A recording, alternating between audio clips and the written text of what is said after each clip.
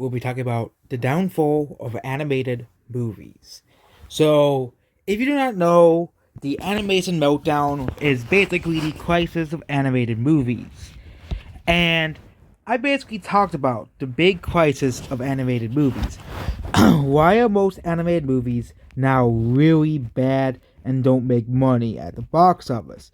Now that's being seen as a joke for the streaming services that, hey, you either have to watch this on the streaming service or else you can't watch it, basically.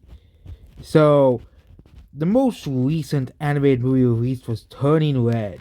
And Turning Red is basically the same old, same old, same old.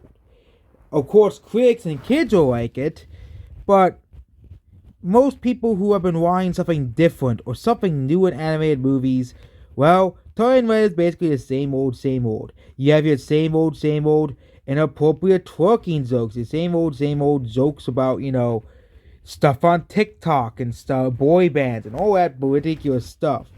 Same thing with Hotel Transylvania 4. Another movie that is basically like Turning Red. You have Ice Age Adventures of Buck Wild, which is just trash. But you have 2020 animated movies. A lot of animated movies in 2020 are basically mid or not good. And 2019 as well. A lot of animated movies ended up being disappointing, mid, or not good. And there was one company that was immune to this, and that was Pixar. Because Pixar actually put effort into the movies and not fall into the illumination trap. It was basically making the animated movies feel basically cringy and garbage. Most companies now basically make the movies like Illumination because they say, you know what, Illumination movies make money, so let's make a movie just like Illumination's movies. And for DreamWorks, they have been doing abysmally because they've been copying the Illumination movie style. Basically making low budget movies and, profiting insanely off of them. For example, movies like The Boss Baby 2 is an example of that. The Boss Baby 2 is not as good as the first one. Some people hated the first Boss Baby, but the second one is definitely far worse. The jokes are not funny. It is basically made for the lowest common denominator. It is one of those movies that is made for the lowest common denominator available. And even Pixar, of the most two recent movies, I have not seen Luca, but, the most recent movie is proof that they're falling for the Illumination trap. The Illumination trap is basically making low quality movies, and if Turning Red becomes really popular, Pixar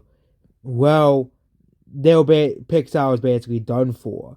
They'll basically say, you know what, people like this art style, people like this style of movies so much, as proven by movies like Despicable Me and Minions, that we gotta make all the movies like Turning Red.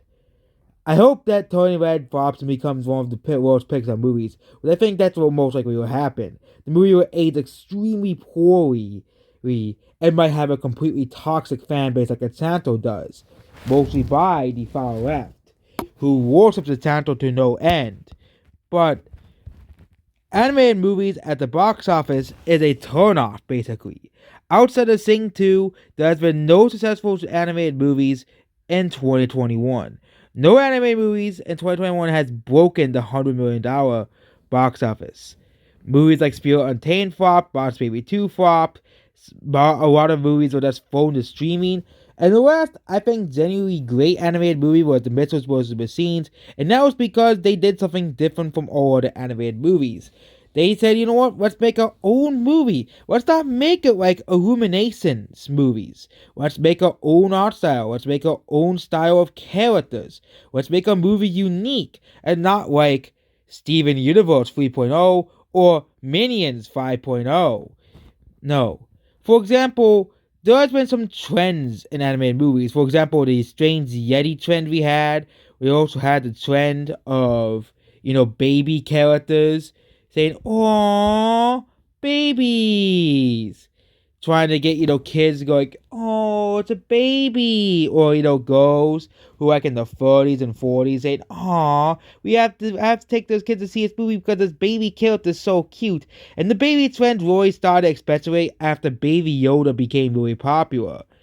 And now everybody is making a baby character. We have Baby Scrat now, and we have Baby Sonic now. And yes, Baby Groot did existed, but that was because of the canon of this Guardians of the Galaxy film, but did not blow up as much as Baby Yoda did. And there are still people who are obsessed with Baby Yoda. And Baby Yoda is going to basically become the next Minions. They're going to milk Baby Yoda to death. Because boomers will basically be obsessed with Baby Yoda, just like they're obsessed with Minions. And, basically now we have the new trend of basically your average animated movie. Your average animated movie basically tries to appeal towards the lowest common denominator and does not try to push a meaningful movie or meaningful message. Basically, movies that are trying to push a meaningful message like Turning Red, instead they have inappropriate jokes thrown every 5 seconds so little Timmy can laugh at them, okay? The difference between Spider-Verse and Turning Red is the fact that Spider-Verse is a far better movie than Turning Red. Also because Spider-Verse is able to tell a story.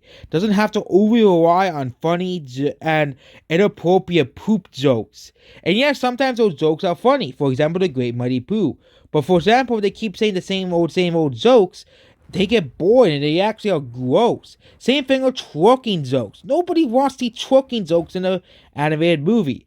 I thought they would learn the lesson from the Powerpuff Girls movie. The Powerpuff Girls movie, not Powerpuff Girls movie, they actually didn't make a Powerpuff Girls movie, but the Powerpuff Girls reboot basically was, you know what TikTok joke, what Vine joke, what, twerking, that's on, people watch that on Vine, okay? Because Vine was still relevant in 2017 before TikTok and Musical.ly became one site and basically become the new Vine. But, Spider-Man and the Spider-Verse, the reason why I won Best Animated Feature was because it broke the norm. It did not want to tell the same 5 jokes. It didn't want to become Illumination's, copy 5.0. And the reason why Sony Pictures Entertainment is being so praised now is because they learned from the Emoji Movie. That nobody liked the Emoji Movie because it was basically just like an Illumination movie. It was not basically its own thing. It was basically, what 20 jokes are funny now? Let's make a movie based off of it. And we can compare the Emoji Movie to the Mitchells vs. the Machines. Both movies about technology. The Emoji Movie basically just tried to tell a bunch of trendy and awful jokes. The Mitchells vs. the Machines actually tried to tell meaningful messages about family.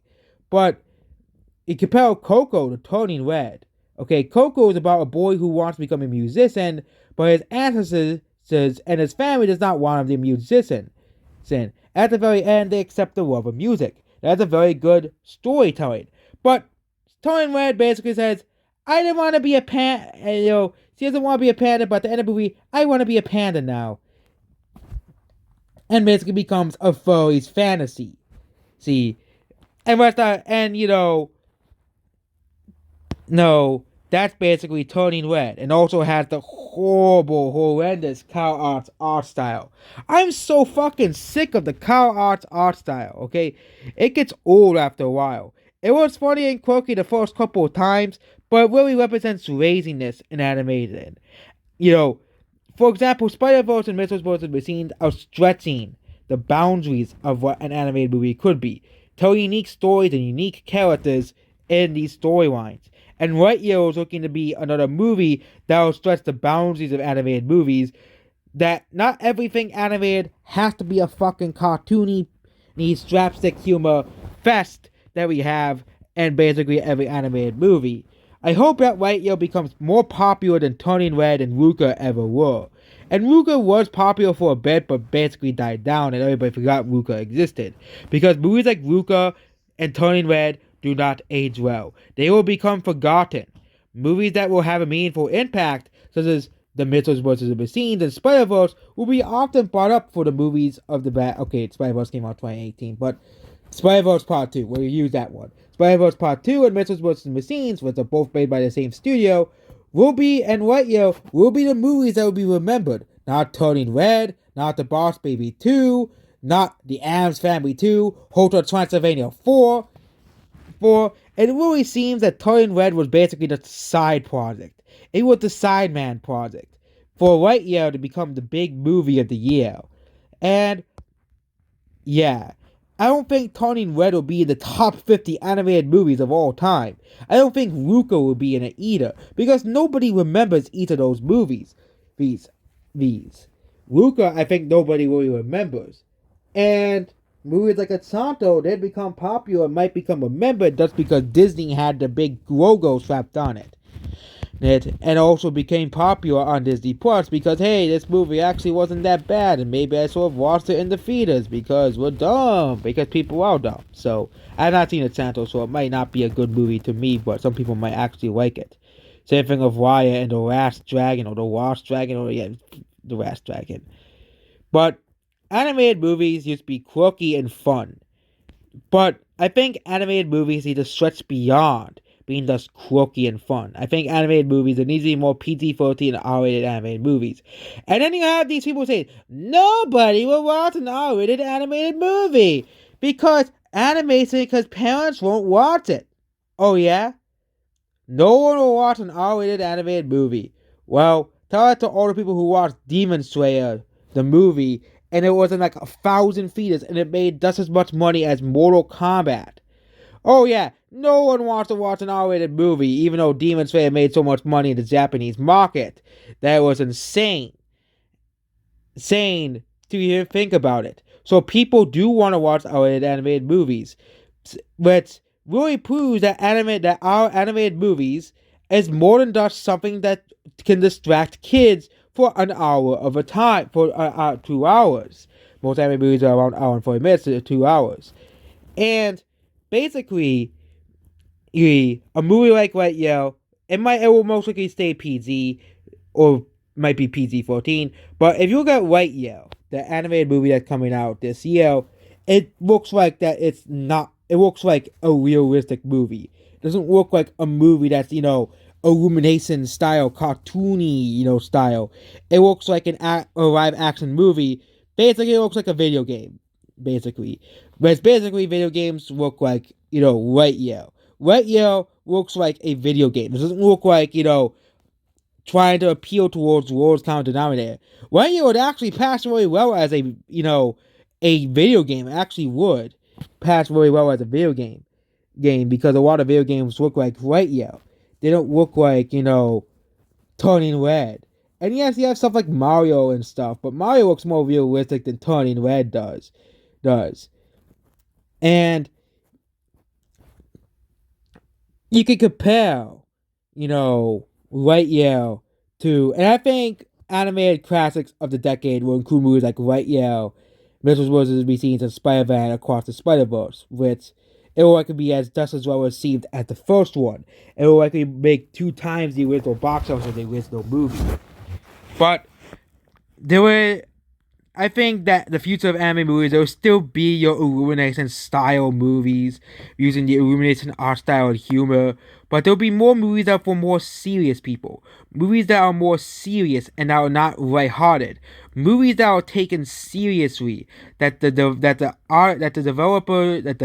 movie creators will take seriously. More movies like Lightyear, and more movies that are unique and wacky like The Mitchell's Monsters and Machines and Spider-Verse and the Spider-Verse 2. So that's basically about this video. Goodbye.